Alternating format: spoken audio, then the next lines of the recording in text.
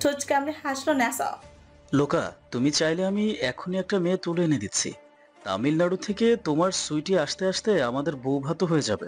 Lucas কিছু বলার আগেই ন্যাসোর প্রাইভেট পার্টসে চিমটি কাটলো ইব্রাক।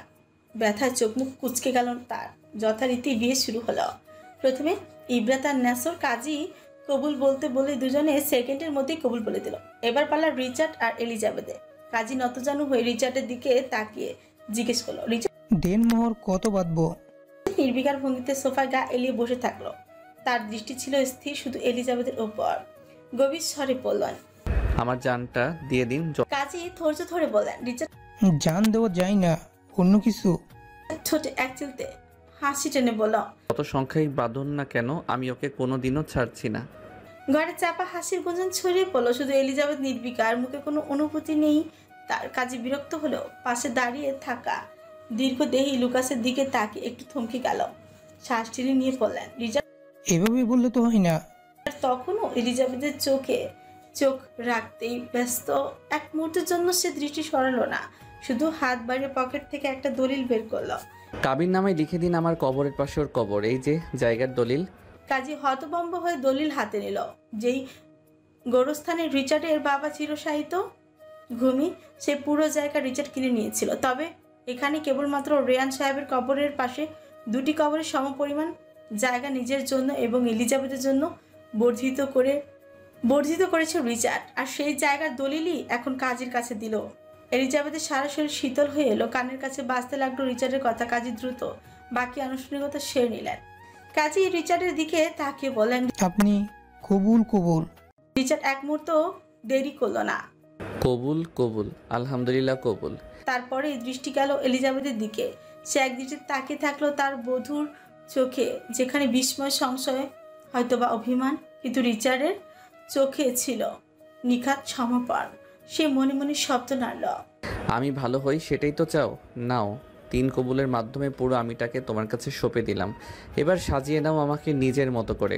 রিচার্ডের পর এবার এলিজাবেথের পালা। কিন্তু সে নির্বাক, জলজমা কাঠের পুতুলের মতন বসে আছে, চোখে মুখে কোনো অভিব্যক্তি নেই। রিচার্ড চাপা স্বরে ফিসফিসে বলল, wifey, don't take it too long.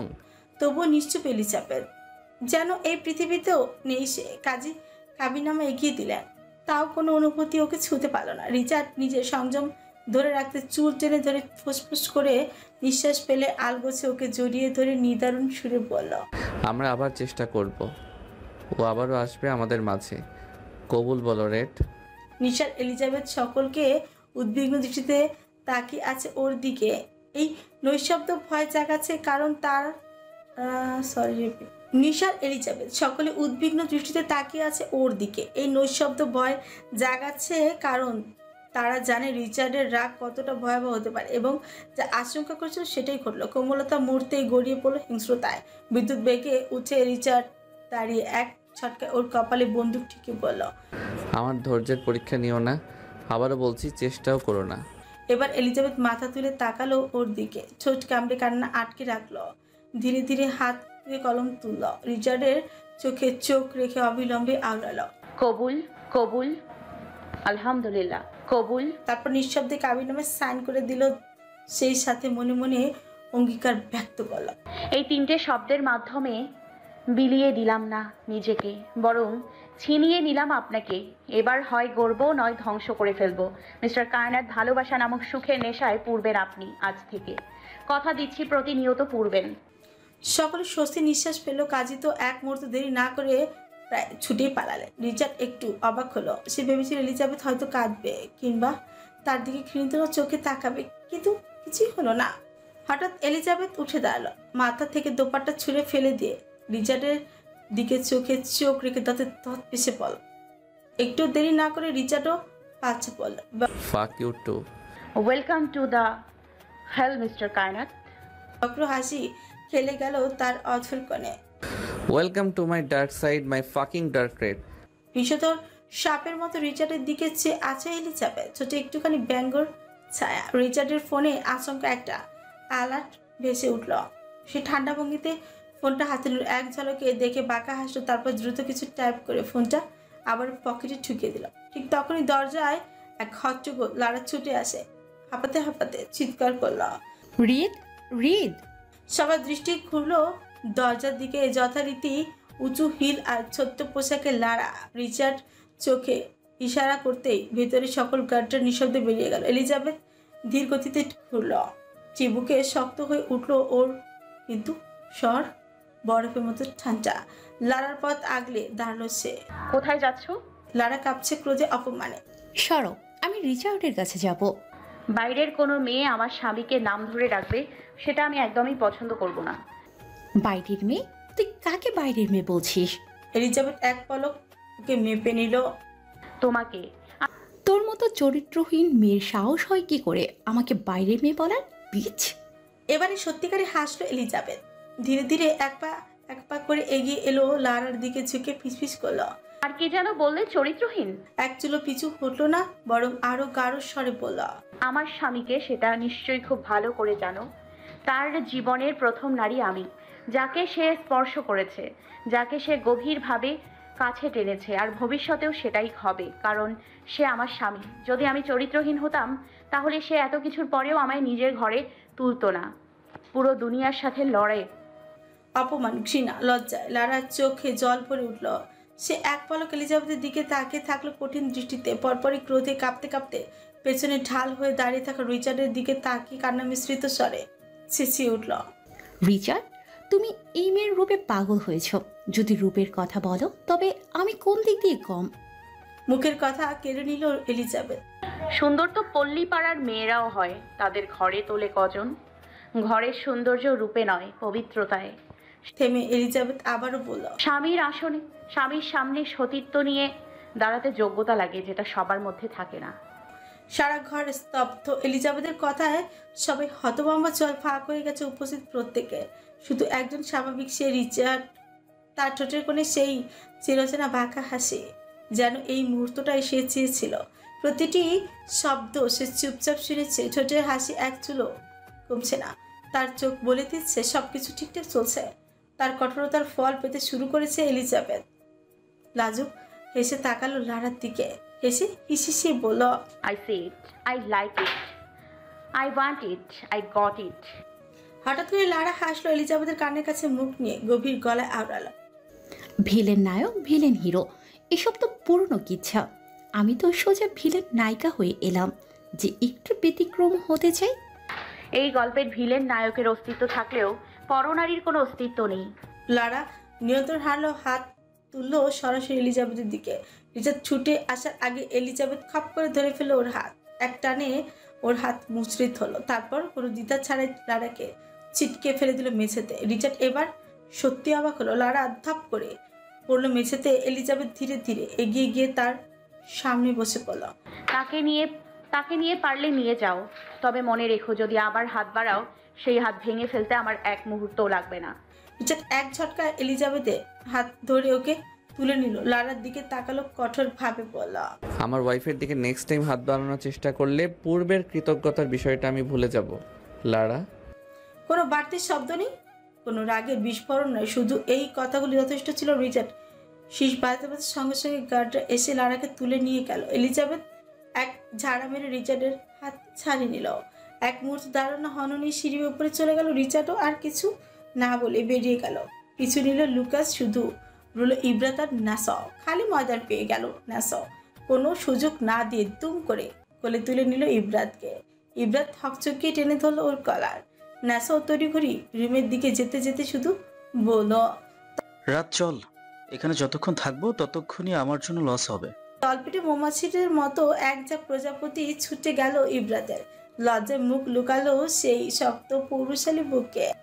Richard বেশ কিছুক্ষণ পর রুমে প্রবেশ করলো। রুমের অবস্থা দেখে তার চোখ মিটিমিটি জ্বলে উঠল। সবকিছু তছনছ। বাসরঘর এখন এক যুদ্ধক্ষেত্র। আর ফুলের পাপড়িগুলো মেঝেতে ছড়িয়ে পড়েছে মৃত সৌন্দর্য বহন করে। ফোঁস করে নিঃশ্বাস ফেলে সে ভিতরে পা রাখল। এলিজাবেথ খাটের এক কোণে বসে হাঁপাচ্ছে, মনে হয় ক্লান্ত হয়ে পড়েছে। আর উপস্থিতি টের পেয়ে মাথা তুলল এলিজাবেথ। রিচার্ডকে দেখা মাত্রই আগুনের মতো গর্জে উঠল মুহূর্তে। টেবিল থেকে একটা শোপিস হাতে নিয়ে তেড়ে গেল ড্রাগনের পেইন্টিংয়ের দিকে। এখনও রিচার্ডের রুম সাজানো তার পছন্দ অনুযায়ী, যেমনটা ছিল বাগান বাড়ি আর ইতালির ম্যানশনে। এলিজাবেথ ড্রাগনের দিকে তেড়ে যেতে দেখে রিচার্ড এক ছুটে তার সামনে গিয়ে দাঁড়ালো। কিছুটা অপ্রস্তুত হয়ে সে বলল, খুব টায়ার্ড দেখাচ্ছে, এটা না হয় কাল। শরীর সত্যি অবসন্ন হয়ে পড়েছে। রিচার্ডের দিকে চোখ গরম করে তাকিয়ে এলিজাবেথ ক্যাবিনেটের কাছে এগিয়ে গেল। ক্যাবিনেটের থেকে একটা শার্ট বের করে রিচার্ডের মুখের উপর ছুঁড়ে মারে। রিচার্ড অবাক হয়ে শার্টটা সরিয়ে ওর দিকে প্রশ্নবোধক চোখে তাকালো। এলিজাবেথ নির্লিপ্তভাবে ঝাঁঝালো কঞ্চে বলল, অজু করে আসুন, বিয়ের প্রথম রাতে একসাথে নামাজ পড়তে হয়। কি?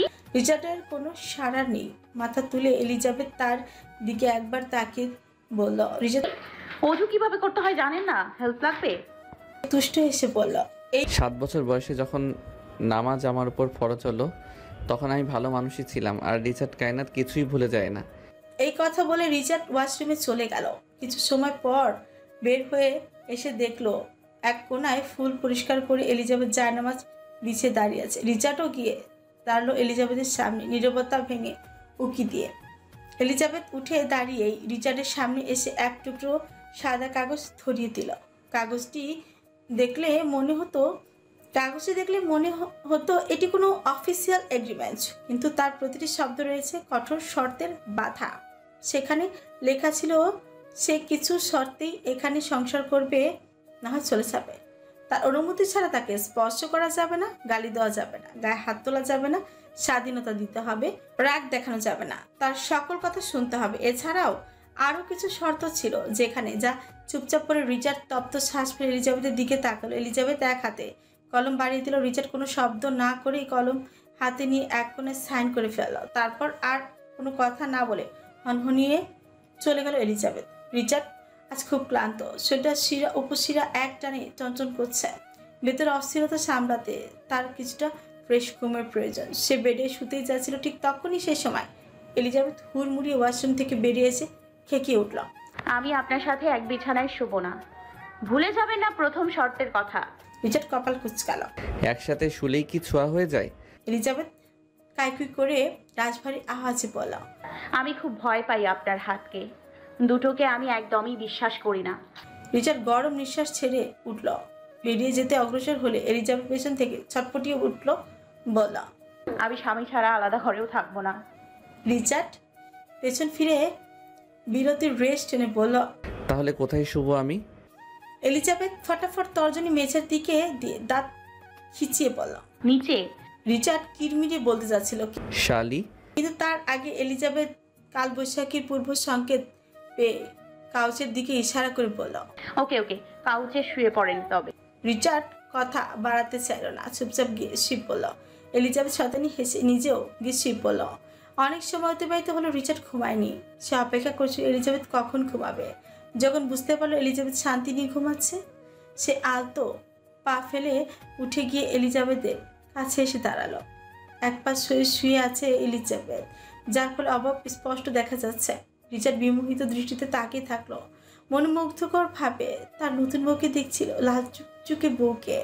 সেই হাত বাড়িয়ে এলিজাবেথের লাল চুলগুলোতে স্পর্শ করলো, তারপর কানের কাছে মুখ নিয়ে ফিসফিস করে বলল, যেহেতু পাথরের বুকে ফুল ফুটাতে পেরেছো, তাহলে এই লাইনটা তোমার জন্যই উৎসর্গ করা হলো।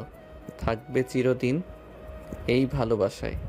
বলে ললাটে এক গভীর ছোঁয়া রেখে বেরিয়ে গেল প্রশান্তির খোঁজে। রাতের চতুর্থ প্রহর চলমান, অনবরত বাজতে থাকা কলিং বেলের ট্রিং ট্রিং শব্দের ইস্তফা ঘটিয়ে দরজা খুলতে ঘাবড়ে যায় ডক্টর মালিহা। বিধ্বস্ত অবস্থায় রিচার্ডকে দেখে রিচার্ডের অর্ধ শরীর রক্তে রঞ্জিত। সেদিন হসপিটালে রিচার্ডকে চিনতে না পারলেও পরবর্তীতে খুব ভালো করেই চিনতে পেরেছিলেন ডক্টর মালিহা।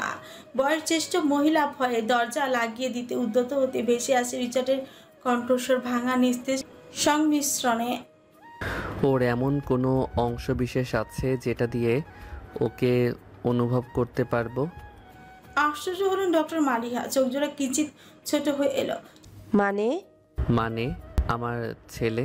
শব্দটা কণ্ঠনাতে পিষে দিল রিচার্ড, অতঃপর শক্ত চোখ গিলে বলল, আমার সন্তান।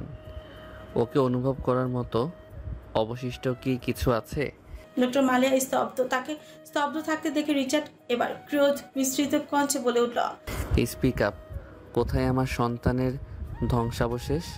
শিউরে উঠলেন মহিলা, নতজানু হয়ে বলল, দেখুন মিস্টার, ওটা 3 মাসের একটা ভ্রূণ ছিল, রক্তের স্রোতে ভেসে গিয়েছে।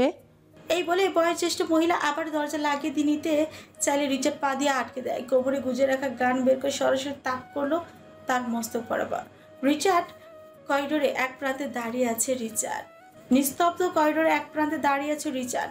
বাতাস ভারী, সময় যেন থমকে গেছে। কয়েক মিনিটের ব্যবধানে ডক্টর মালিহা তার হাতে তুলে দিল রক্তে ভেজা এক টুকরো সাদা বেডশিট।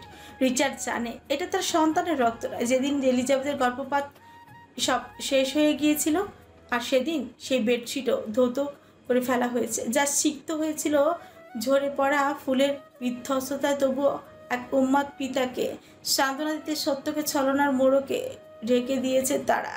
কারণ রিচার্ড তার সন্তানের রক্তকে স্পর্শ করে হলো তাকে অনুভব করতে চাইছে। ব্লাড ব্যাংকের রক্ত মেখে সাজানো এই কৃত্রিম স্মৃতিচিহ্ন তুলে দেওয়া হলো রিচার্ডের হাতে। রিচার্ড নিজেও জানে এটি শুধু একটা ভ্রান্ত সান্ত্বনা, তবুও সে মেনে নিল। নিজের মনকেও সে মিথ্যেতেই প্রভূত করলো। রক্তমাখা কাপড় খণ্ড বুকে চেপে ধরতে তার ভেতরটা দুমড়ে মুচড়ে গেল। নিঃশব্দে চোখ বুঝলো সে, যেন অত্যন্ত এই ছলনাতেই একবার সন্তানের অস্তিত্ব অনুভব করতে পারে। তারপর ধীর পায় এক বোবা যন্ত্রণার সঙ্গী হয়ে করিডোরে ছাড়লো রিচার্ড। রিচার্ডের গাড়ি থামলো গোরস্থানের সামনে। নিস্তব্ধ রাত, মাথার উপর চাঁদ ফ্যাকাশে আলো ছড়িয়ে রেখেছে। ধীর পায়ে এগিয়ে গিয়ে সে দাঁড়ালো বাবার কবরের সামনে। কিছুক্ষণ একগুঁয়ে দৃষ্টিতে চেয়ে রইল শুকনো ঝরঝরে মাটির পানে, যেন কোনো অদৃশ্য সংলাপ চালিয়ে যাচ্ছে। হঠাৎ নীরবে এক পাশে বসে মাটি সরিয়ে ছোট্ট একটা গর্ত করল। তারপর রক্তে মোড়ানো বেডশিটটা গর্তে রেখে মাটি চাপা দিল। অতঃপর হাত বুলিয়ে দিল সদ্য তৈরি ছোট্ট কবরটার উপর। আঙুলের ছোঁয়ায় মাটি ঝরে পড়ল। সে হঠাৎ করে আনমনে ফিসফিসিয়ে বলল, তোমার মাম্মা তো আমাকে পাপার ধ্বংসের মন্ত্র হিসেবে আনতে চেয়েছিল, কিন্তু তুমি তো না এসেও আমাকে ধ্বংস করে দিলে বাবা। সন্তান হারার শোকে দুজনে বিধ্বস্ত, অথচ পরিস্থিতি তাদের সেই কষ্ট ভাগ করে নেওয়ার সুযোগটুকু দিচ্ছে না। রিচার্ড কষ্ট চেপে রাখে, আর সেই চেপে রাখা ব্যথা তাকে ধীরে ধীরে শেষ করছে। প্রতিশোধের স্পৃহা জ্বলতে থাকা সে একে একে শেষ করে যাচ্ছে দোষীতে।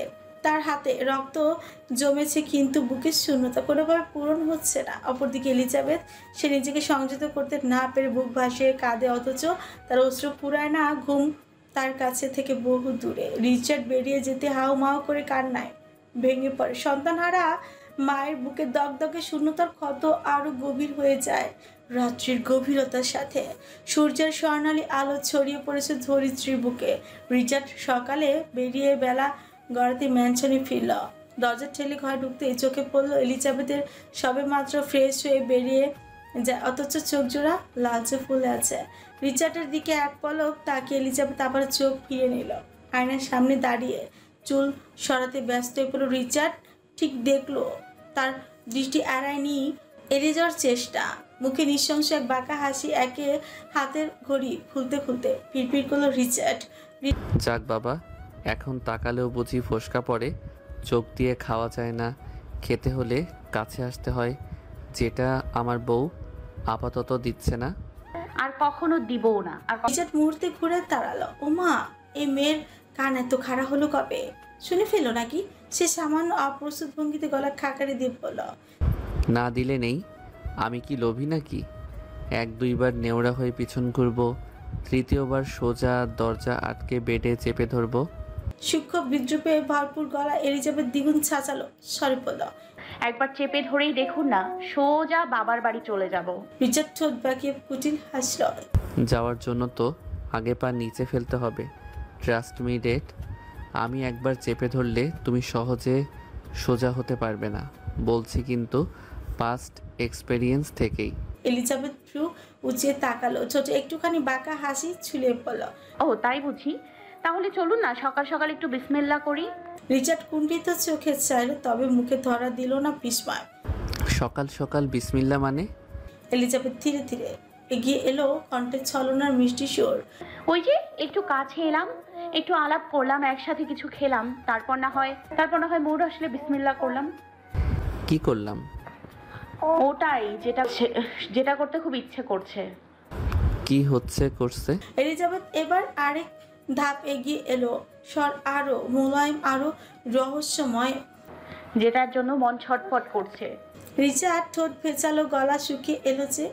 কিসের জন্য ছটফট করছে? এলিজাবেথ একদম সামনে এসে দাঁড়ালো, শ্বাস প্রায় মিশে গেল রিচার্ডের সাথে। হিসিয়ে বলল, অনেক বেশি ইচ্ছে করছে, বিশ্বাস করুন। আমি আর রিচার্ড শুকনো ঠোক গেল, তার ঠোঁট শুকোতে শুরু করেছে। ইতিমধ্যে গাঢ় কণ্ঠ শব্দ তুলো। এলিজাবেথ আমি শুরু করব না তুমি?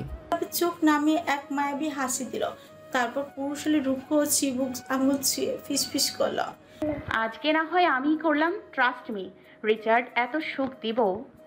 বলে এলিজাবেথ হাঁটু গেড়ে দিল রিচার্ডের ছাদে।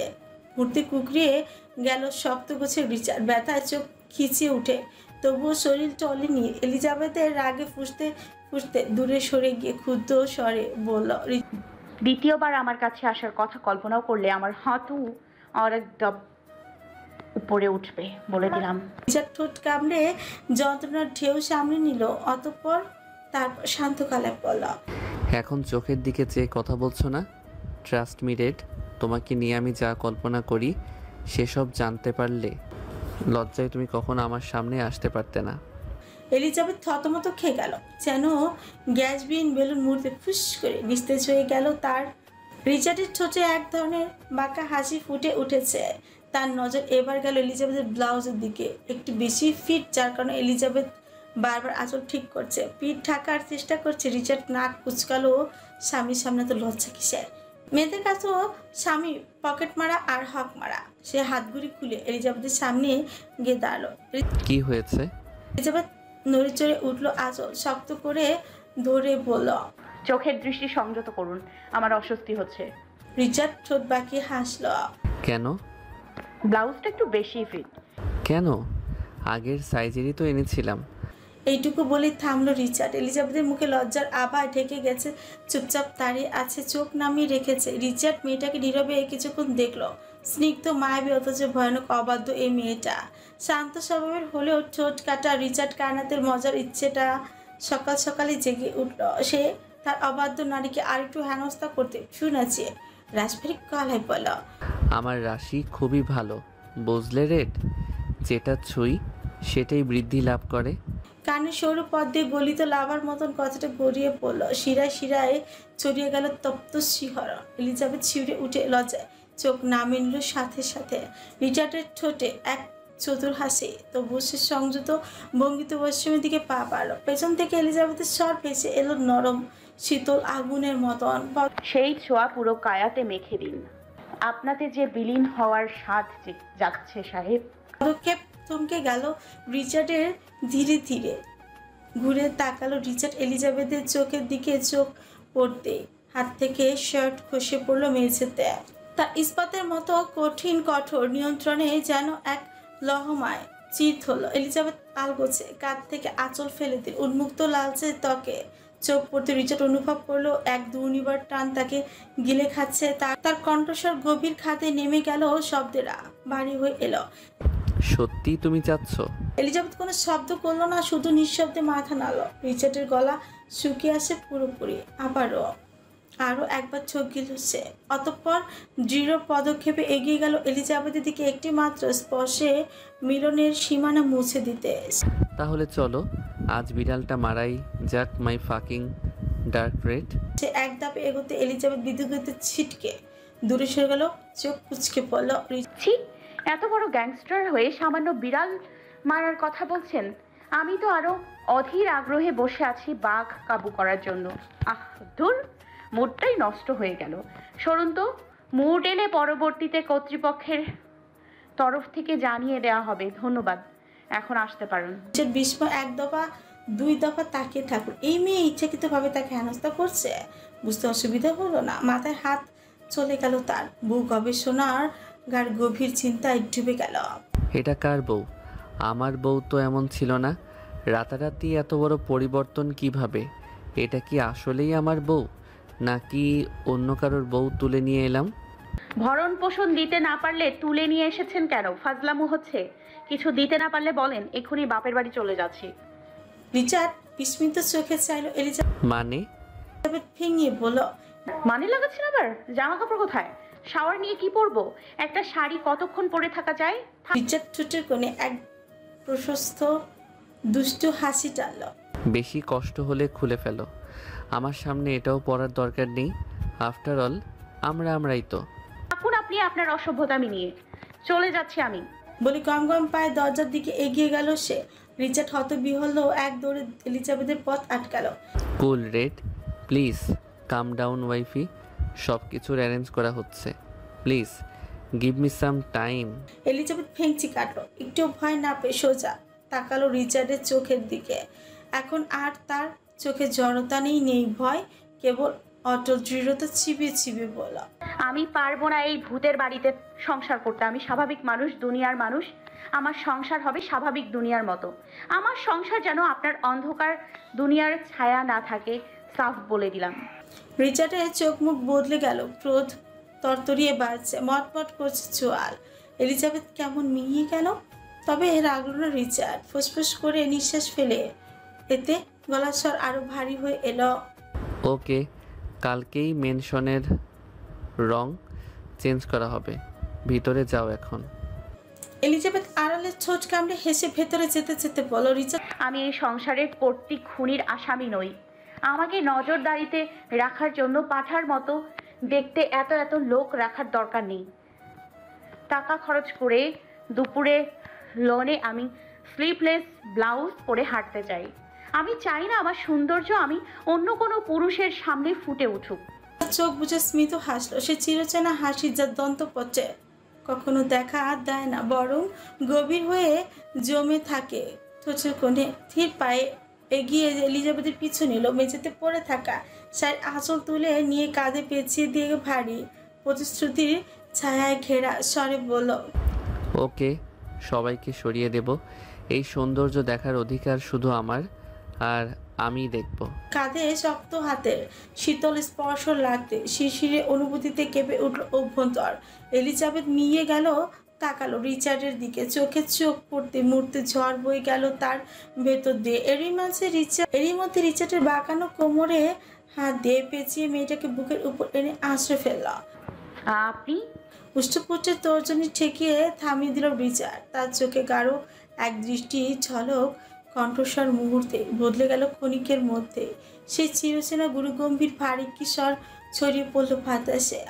Richard Kainat wifey, my name is Richard Kainat. আঙ্গুলগুলো কোমল মাংসের উপর ছন্দ সৃষ্টি করতে এলিজাবেথের শরীরে শিহরণের ঝংকৃত হয়ে উঠল। তার গভীরের নিস্তরঙ্গ জলে ঢেউ খেলে গেল মুহূর্তে। এতক্ষণ সে খেলছিল আর এখন খেলায় মেতে উঠেছে সে নিচেই। রিচার্ড স্থির দৃষ্টিতে তাকিয়ে রইল তার মুখের প্রতিটি রেখায়, প্রতিটি অভিব্যক্তিতে সে শুনতে পেল এলিজাবেথের কণ্ঠ ভারী হয়ে উঠেছে, তবু উচ্চারণে স্পষ্ট এক কঠোরতা। শর্তের কথা ভুলে যাবেন না। রিচার্ড নিস্তরঙ্গ স্বরে অথচ ভিতরে চাপা এক আগুন নিয়ে বলল, 3 মাসের দীর্ঘ অপেক্ষা, প্রতিটি ছলচাতুরি ভেদ করে তোমাকে কাছে টানলাম, পরপুরুষের স্পর্শ থেকে সরিয়ে আনলাম, অবশেষে দ্বিতীয়বার বিয়ে ঘরে তুললাম। তারপরও শর্ত, ছোঁয়া যাবে না। ফাক রেড, আমি শুধু ছুব না, তোমার গভীরে প্রবেশ করব, ঠিক যেমন তোমার হৃদয়ে প্রবেশ করেছিলাম। এলিজাবেথের ঠোঁটে নড়ে কিন্তু শব্দ বের হতে পারে না। গলায় জমাট বেঁধে থাকা আবেগ তাকে অবশ করে ফেলেছে। তার গরম ক্ষীণ কাঁপনের কেঁপে উঠছে বারবার, যেন রিচার্ডের প্রতিটি বাক্য শরীর ও সাড়া দিচ্ছে। রিচার্ড আরেকটু ঝুঁকে এলো, তার উষ্ণ ভারী নিঃশ্বাস এলিজাবেথের ত্বকে ছাপ ফেলে গেল। রক্তিম হয়ে ওঠা কানের লতিতে এসে মৃদু কামড় বসে হুস্কি টনে বলল, সময় দিচ্ছি, ছেড়ে দিচ্ছি না। আমাকে এত সহজ ভেবে ভুল করবেন না ম্যাডাম। রিচার্ড নিজ থেকে সরে এলো। এলিজাবেথ হাঁপ ছেড়ে বাঁচল। এতক্ষণ ঘন নিঃশ্বাসের মধ্যে চারিপাশে অদ্ভুত এক মৌনতা বিরাজ করছিল, যেন সময়টুকু স্থির হয়ে গিয়েছিল তাদের একান্ত মুহূর্তের সঙ্গী হিসেবে। রিচার্ড এক হাতে শব্দ করে তালি বাজাতে কক্ষে প্রবেশ করলো সবিতা বেগম। এক হাতে এক গাদা লাল শাড়ি, একাধিক নকশা ও ডিজাইনে সাজানো, বেশিরভাগই ছিল লাল শাড়ি, যার সোনালি পাড়গুলো সূর্যের আলোয় ঝলমল করছিল। শাড়ির মধ্যে সবিতা বেগমের মুখ দেখাই যাচ্ছিল না। তিনি এখনো রিচার্ডের কাজের লোক হিসেবেই রয়েছেন। তিনি নত হননি, রিচার্ডও মুক্ত করে দেয়নি। এলিজাবেথের উপর করা প্রতিটি অত্যাচারের প্রতিশোধ নিচ্ছে একটু একটু করে। এলিজাবেথ তাকিয়ে রইল কিছুক্ষণ। সবিতা বেগমের মুখে আগে সেই জৌলুস নেই, শরীরের জৌলুস শুকিয়ে গেছে, গায়ের উজ্জ্বলতাও চাপা পড়ে গেছে। নিঃশব্দে শাড়িগুলো বিছানা রেখে সবিতা বেগম চলেই গেলেন, তাকায়নি অবধি এলিজাবেথের দিকে। সবিতা বেগম বেরিয়ে যেতেই রিচার্ড গিয়ে দরজা বন্ধ করে দিল। দরজার কাছে দাঁড়িয়ে সে পেছনে ফিরে তাকালো। তার চোখে ছিল এক গভীর নেশা যা এলিজাবেথের অভ্যন্তরীণ সত্তাকে শিহরিত করে দেয়। চোখাচোখিতে তৈরি করে চোখ নামিয়ে নিল এলিজাবেথ। রিচার্ড এগিয়ে এসে সোনালি পাড়ের একটি শাড়ি হাতে তুলে নিল। এক টানে এলিজাবেথকে তুলে নিল তার হাত। এলিজাবেথের কুচির ভাঁজে পৌঁছতে এলিজাবেথ অনুভব করলো তার শরীরের ওপর আরো এক চাপ খামচে ধরল রিচার্ডের হাত। কি করছেন? রিচার্ড তার চোখের মনিতে এক ধরনের বিভ্রম নিয়ে বলল, আমার কর্তিকে তৈরি করে দিচ্ছি।